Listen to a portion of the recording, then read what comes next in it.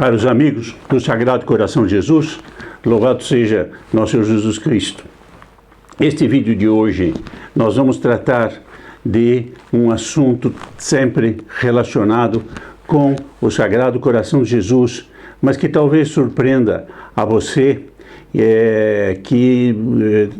normalmente pouco se fala a respeito de dois grandes personagens, um santo, outro o protótipo do anti-santo, do precito, daquele que se perdeu, que é Judas, de um lado, contra São João Evangelista, que foi o grande e o primeiro devoto do Sagrado Coração de Jesus, e o segundo, e portanto salvou-se, e o segundo, que não quis abrir-se ao Sagrado Coração de Jesus e perdeu-se e condenou-se eternamente.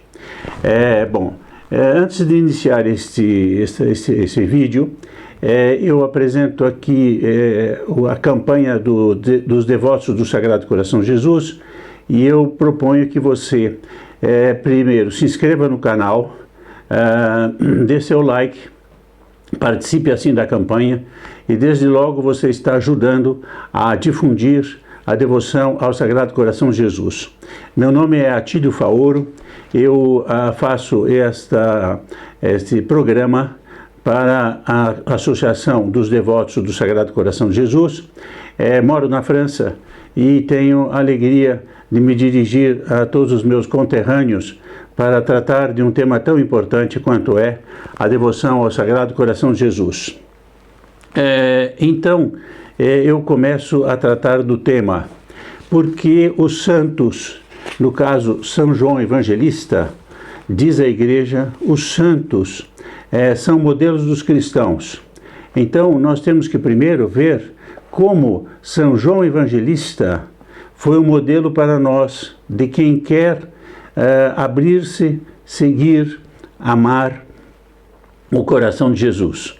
E ele foi aquele grande devoto do Sagrado Coração de Jesus e que recebeu o maior prêmio da história, o maior prêmio que um homem pode receber na sua vida.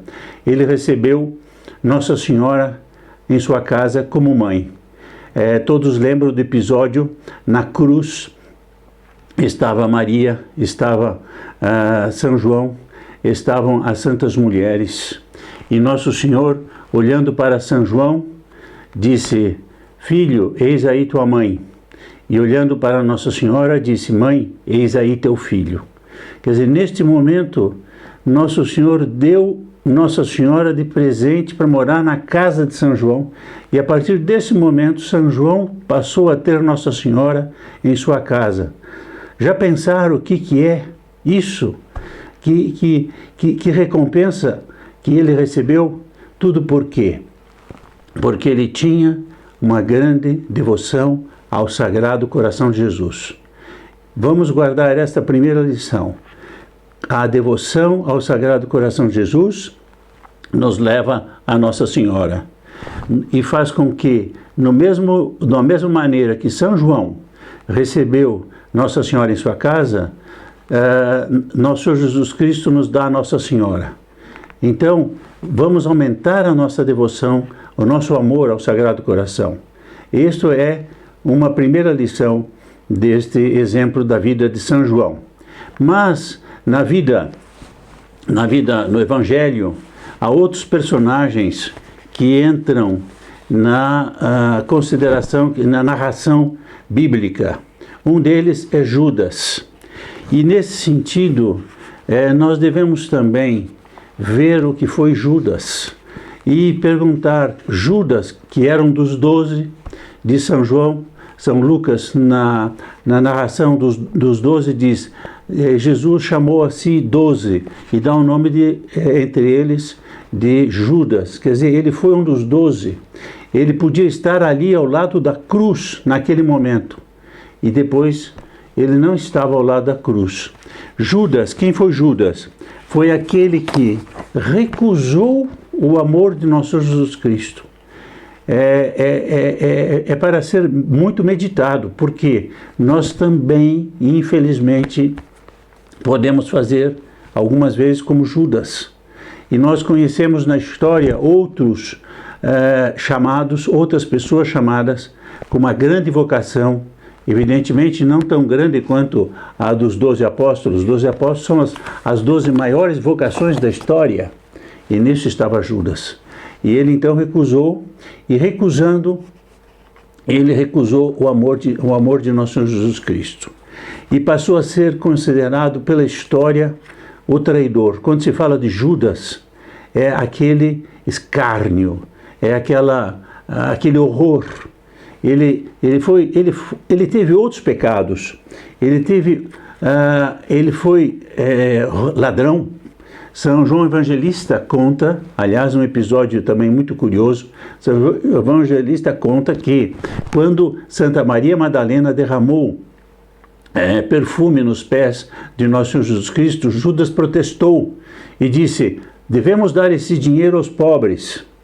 E São João escreve: ele protestou contra isso, mas no seu coração ele não se interessava pelos pobres, porque ele roubava o dinheiro da caixa do tesouro dos apóstolos. Quer dizer, havia uma tesouraria onde se recolhiam os donativos, o dinheiro do sagrado, do primeiro grupo de apóstolos, a primeira comunidade em torno de Nosso Senhor, e Judas era encarregado de cuidar dessas finanças, e ele roubava o dinheiro de São João Evangelista. Então, além disso, ele era ladrão.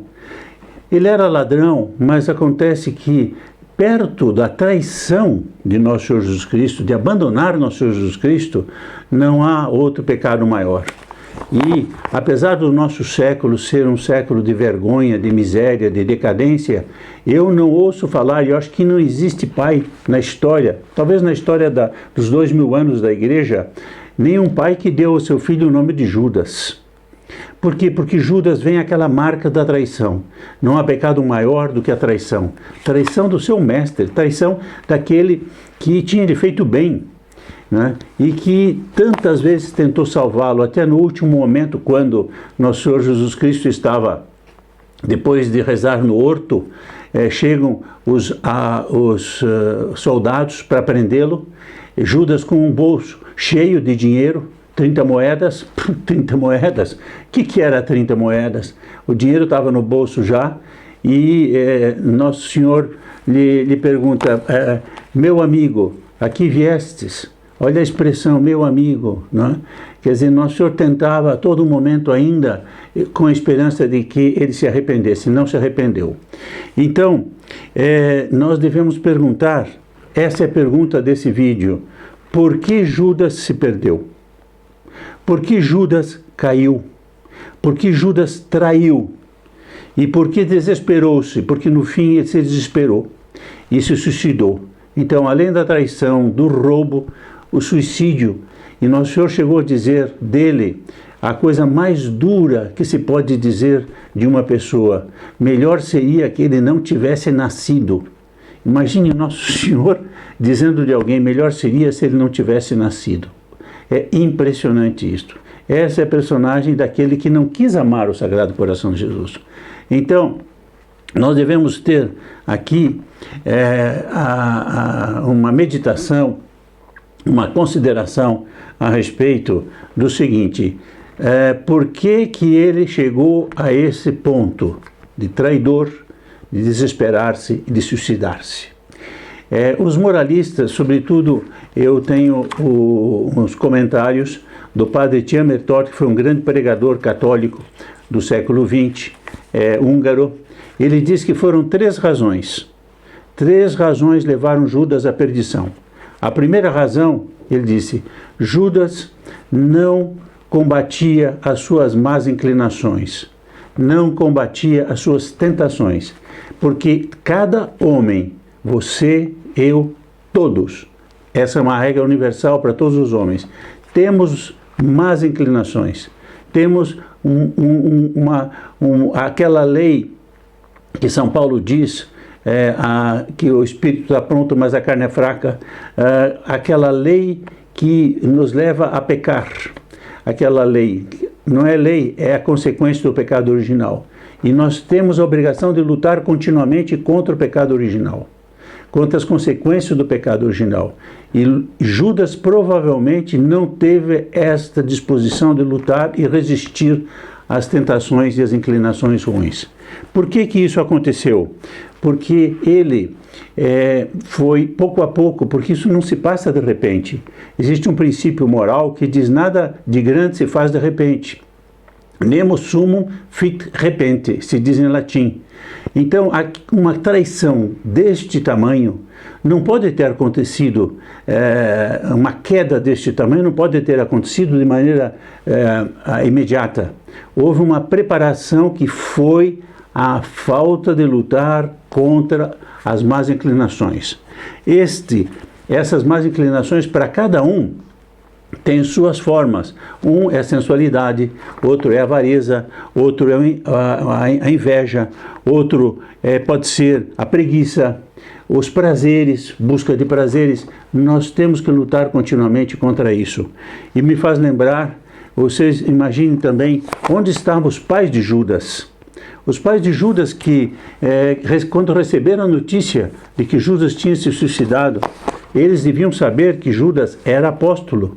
Não se fala dos pais de Judas no Evangelho, mas imagine o horror de imaginar que Judas traiu a nosso Senhor Jesus Cristo. Esses pais deviam estar vendo, eles que assistiram o pequeno Judas, o jovem Judas, com suas más inclinações. Será que eles usaram a autoridade deles para impedir as más inclinações de Judas? Deus queira, o Evangelho não fala, mas o fato é que Judas, ou ele não teve ninguém ao lado dele que chegou a adverti-lo, Nosso Senhor certamente, mas ele era muito hábil para esconder também isso, ou escondia a si mesmo e se mentia a si mesmo, queria passar por bom quando ele era ruim. Isso também acontece. Segunda razão, então a primeira razão, lutar contra as más inclinações. Judas não lutou. A segunda era a segunda inclinação, a segunda lição da queda de Judas, que o padre Tiamertot comenta, Judas acreditou que o pecado traz a felicidade. E ele diz que, no caso dele, ele era avaro, avareza. Ele queria dinheiro, dinheiro, dinheiro. Queria correr atrás do dinheiro. Para ele, o dinheiro era tudo. E ele acreditou que o pecado, quer dizer, o roubo, o dinheiro, trazia a felicidade. E isso é uma mentira. O demônio é o pai da mentira. E quando ele nos promete o pecado, aquela maravilha que é o pecado, na realidade não existe isso. Existe a mentira. Então o pecado não traz a felicidade. E isso foi um erro de Judas. Ele acreditou no demônio, na voz do demônio que dizia: vá atrás do dinheiro, vá atrás do dinheiro e você terá felicidade. Com 30 dinheiros, o que era 30 dinheiros? Se ainda fosse 1 milhão de dinheiros, 1 milhão de dinheiros de prata, de moedas de prata, de ouro, não de prata, 30 dinheiros de prata era o preço que se pagava por um escravo naquela época. Ele vendeu o nosso Senhor Jesus Cristo pelo preço de um escravo. Bom, então, vejam a cena absolutamente dramática e trágica mesmo, trágica. Naquela sexta-feira santa, havia 2 pessoas que morreram. Uma, Jesus na cruz, salvando o gênero humano, e num outro canto, desesperado, perto de um bosque, segundo a tradição, enforcado numa árvore. Jesus na cruz, numa madeira que foi erguida com veneração, digamos, para todos a igreja, e Judas por uma árvore abominada, desprezada, sinal de perdição. E aqui então está a terceira razão pela qual Judas caiu. A terceira razão foi, ele desesperou-se da graça de Deus, desesperou-se do perdão de Deus. Isso pode acontecer, a pessoa desespera-se e não recorre ao perdão a Deus. E por que não recorre ao perdão a Deus? Provavelmente, diz o padre Etienne Mertot, e padre Etienne Mertot chega a dizer certamente, porque ele não rezava. Quando a pessoa reza, ela está unida a Deus, ela está pedindo a união de Deus. E quando ela reza, ela não perde a confiança em Deus. Então, nunca deixar de rezar. A oração é a chave para estar sempre unido com Deus. E Judas, certamente, ele já não rezava mais. Se ele rezava quando era menino, quando era no começo da vocação dele, talvez, pelo entusiasmo da vocação, ele rezasse junto com os outros apóstolos. Ele via Nosso Senhor rezar, mas aquilo já não pesava mais na cabeça dele. Ele não se interessava mais em rezar, interessava em ficar contando o dinheiro, e atrás do dinheiro aquilo devorava ele. Então, isso levou com que, por não rezar, ele se perdesse. Bom, eu acrescento uma outra coisa que não está no padre Etienne Mertot, que foi a grande diferença. Eu volto agora a São João Evangelista. Judas abandonou Nosso Senhor. Já depois do horto todos abandonaram, mas enfim, todos os apóstolos, na realidade, abandonaram Nosso Senhor. Até São João, que saiu correndo. Bom, mas eles depois, todos os 11, tirando Judas, tinham Nossa Senhora. E foram até Nossa Senhora pedir a ela perdão, misericórdia, apoio e se recolher junto dela. E aí foram bem recebidos, foram acolhidos e foram perdoados. Então Judas também foi aquele que não quis recorrer a Nossa Senhora, não quis pedir a Nossa Senhora. Então, se acontecermos, e aqui eu resumo o vídeo de hoje, se acontecer que nós cairmos alguma vez, porque podemos cair por essas razões que eu acabo de dizer na miséria humana, nunca desesperar-se, procurar logo confessar-se, procurar logo arrepender-se totalmente e confessar-se. Mas não só apenas isto, agarrar-se em Nossa Senhora, pedir a Nossa Senhora, ir atrás de Nossa Senhora, pedir perdão a Nossa Senhora. E este é o caminho que foi o caminho de São João. Então veja, são dois modelos, um do que não se deve fazer e outro do que se deve fazer.